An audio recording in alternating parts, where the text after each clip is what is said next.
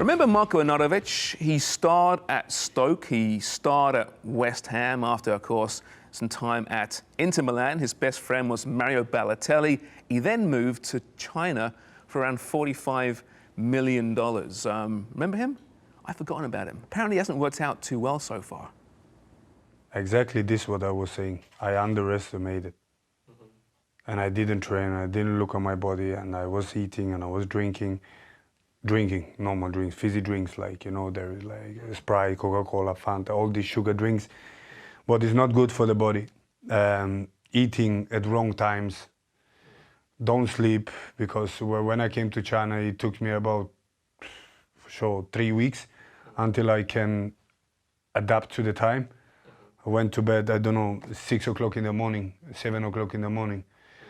Wake up 3, 4 o'clock in the afternoon, went to training, stay again all night up, eating at wrong times. This is exactly what I said before. And now I just put in my mind, the club wanted me.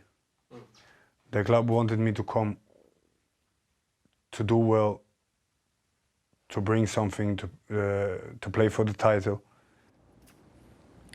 Well, he's found his form now. He's eating properly, I guess. 12 goals in 15 games. But still, one of those controversial signings, a player very much in his prime, who moves to the Chinese league, which isn't that respected, despite paying lots of money. Do you think, Craig, you would have been lured there at some point in your career, had you know, that been around with that kind of money now?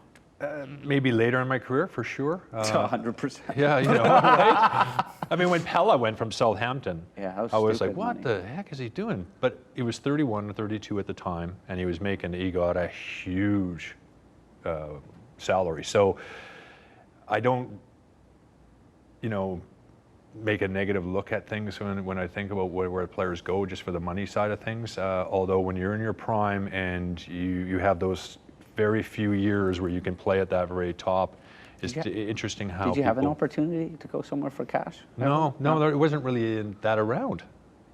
You know, the Arab stuff wasn't really coming on. The Chinese league wasn't around.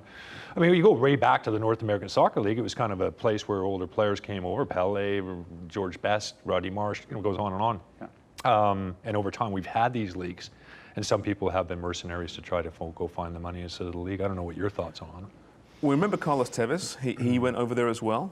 He was making $1 million a week, right? $1 million Canadian. Now, he said, I was on holiday for 7 months in China. I didn't know what I was doing there. I was not in a position to give 100%, but it was going to hurt the fans no matter what I did.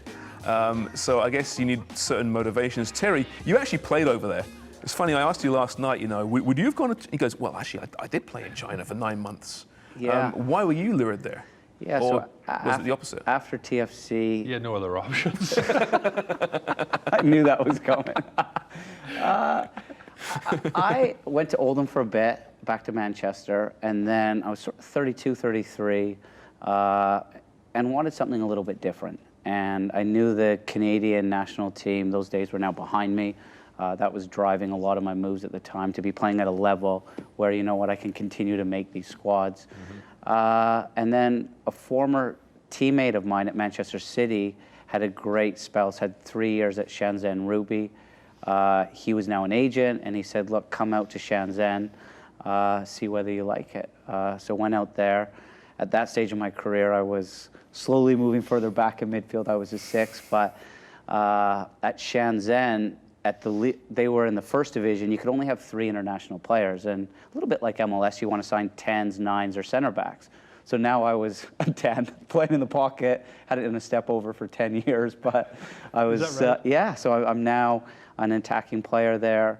As Arnautovic kind of discussed, the most important thing is buying into the culture and the Chinese way of doing things. If you don't do that, now all of a sudden, you're swimming up current.